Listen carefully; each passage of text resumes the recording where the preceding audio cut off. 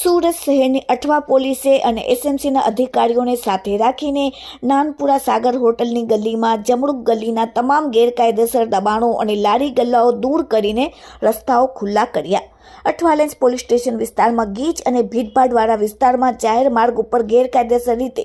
લારી ગલ્લા ઊભા રાખી દબાણ કરતા ઇસમો વિરુદ્ધ સુરત મહાનગરપાલિકાની દબાણની ટીમે લાલાક કરી। સુરત પોલીસ કમિશનર અનુપમસિંહ ગેહલોતના આદેશ મુજબ સમગ્ર સુરત શહેરમાં કાયદો અને વ્યવસ્થા જળવાઈ રહી અને કોઈ ગેરકાયદેસર પ્રવૃત્તિ ન થાય અને કોઈ જાહેર સરેઆમ માર્ગ પર ગેરકાયદેસર દબાણ ન કરે અને આવું દબાણ કરનાર વિરુદ્ધ યોગ્ય કાયદેસરની કાર્યવાહી કરવા માટે તેમજ સુલેહ શાંતિ જળવાઈ રહે તે હેતુસર પૂરા પ્રયત્નો કરી ગુનાહિત પ્રવૃત્તિ ડામવા સૂચના અને માર્ગદર્શન આપેલ છે, જેથી જાહેર સરેઆમ માર્ગ પર થતા ગેરકાયદેસર દબાણોને લીધે વાહન વ્યવહાર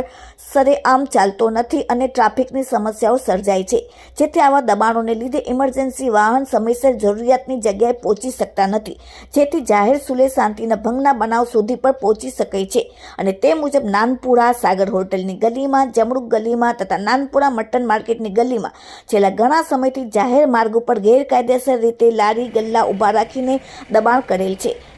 જે લારી ગલ્લા હટાવવા માટે સુરત મહાનગરપાલિકા દ્વારા ઝુંબેશ હાથ ધરવામાં આવેલ છે, જેના કામગીરીના ભાગરૂપે આજે અઠવાલાઇન્સ પોલીસ દ્વારા તેમજ એસએમસીના અધિકારીઓને સાથે રાખીને ચુસ્ત પોલીસના બંદોબસ્ત સાથે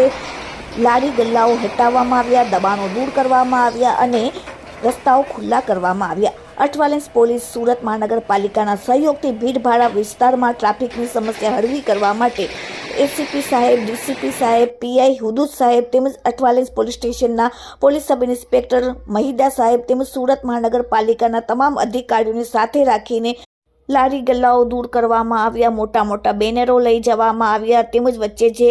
ઝૂંપડાઓ હતા તેને પણ ડિમોલિશન કરીને મોટા રસ્તાઓ પહોળા કરવામાં આવ્યા અને દબાણની કામગીરી કરવામાં આવી અને રસ્તાઓ પહોળા ખુલ્લા કરવામાં આવ્યા। Bureau report, daily India TV, Surat.